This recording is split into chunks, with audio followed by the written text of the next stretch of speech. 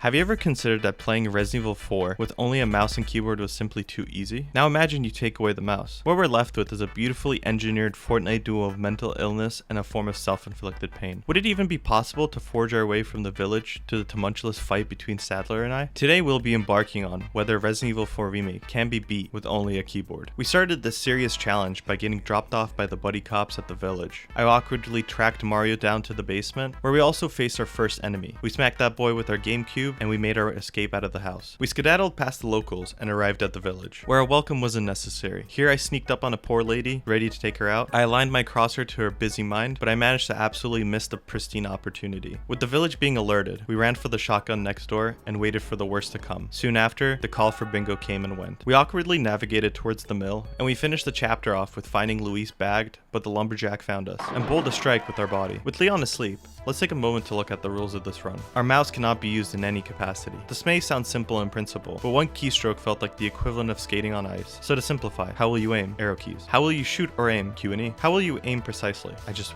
won't. Leon awoke in a gentle state. Luis was gone, but our sphincter was still intact. My gear disappeared also, but that was no problem. We sliced through the regulars, and we met up with our boy the merchant. We got a new weapon and gunned it towards the Mendez House. I took out the local reinforcement of googly eyes. We entered the house, but I rudely interrupted a civilian doing his business. We grabbed the key, but the old man was still quite upset about the interruption. After which, Mendez caught up with us again, landing a few slaps on our tight body. We rescued the poor doggo and proceeded towards the lake. Arriving at the swamp, we ran past our problems, we grabbed the punch prime, and rehydrated the boat. We began to cross the pitiful lake, but the large Pokemon Delago arrived.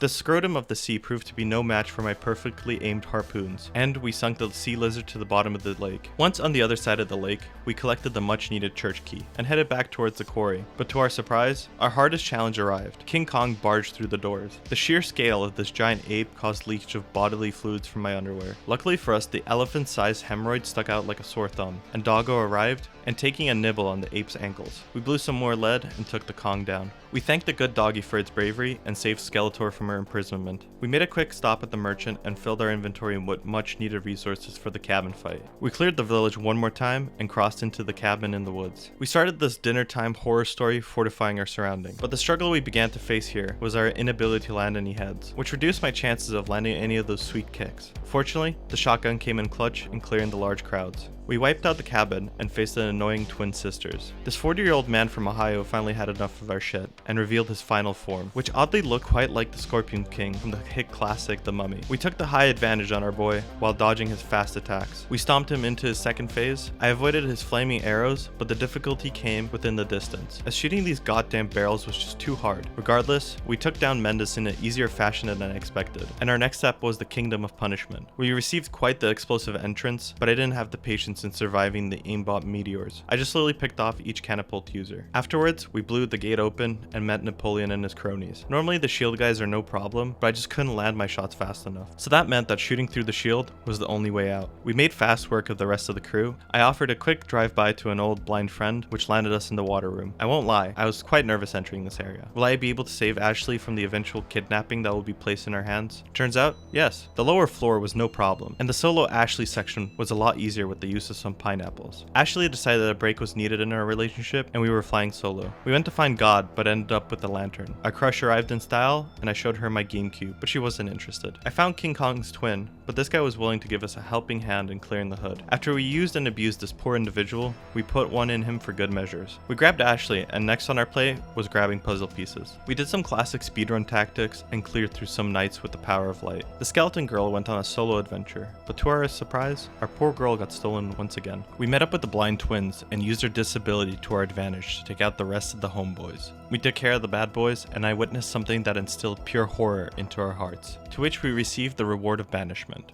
This is Sparta! We grabbed some upgrades from the merchant with full intention of killing the fear-inducing vertigo, but I launched my hand cannon with full confidence, and I think my insults would have done more damage.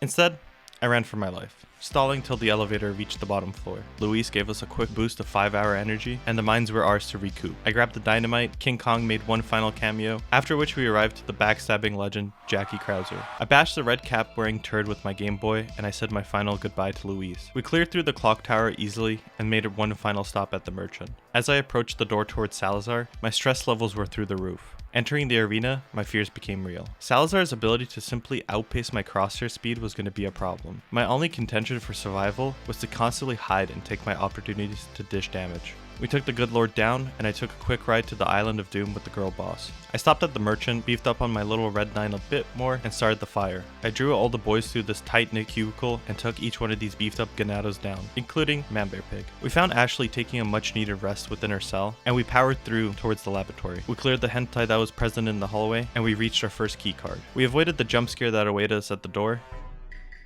Initially, I thought the red 9 would be enough to take down Mr. Fantastic, but nothing worked like the striker. Really, it's too good. We headed towards the fridge and grabbed the LE5, grabbed the Stingray, equipped it with the sensor scope to find the much needed wrench. We blasted the stage 4 cancer abomination, finally upgrading that sweet key card to level 3, which after I skedaddled back to the stage and saved our skeleton queen. With our maiden in our hands, we cleared the furnace room and aced the initial door switch. Then came Mr. Spike. His slaps were no match for our edging, and we blew him out of this world. We saved our waifu from a possible kidnapping and arrived at the crane section. We fought through all that stood in our way, utilizing all our skills that we've learned on this journey. The wall broke, and we gunned it to the top. We witnessed the vibranium supply that the Lost Plagues were stockpiling, and my skeleton gal with her freaky arms was taken yet again. Our boy Jackie Krauser made it aware he was ready for a round 2, but this time, he set up a full crash course for us to entail through. We blasted him thoroughly and began the chase. My red 9 striker combo was going to come in handy within the circular arena. If he came at me, I blast him with the striker. If he was slightly far, I poke holes with the red 9, and occasionally using my LE5 to get a few extra shots in. I avenged our brother Luis and met up with Mike, who provided much needed air support that aided us in clearing the path. The secondary area was a little bit more difficult,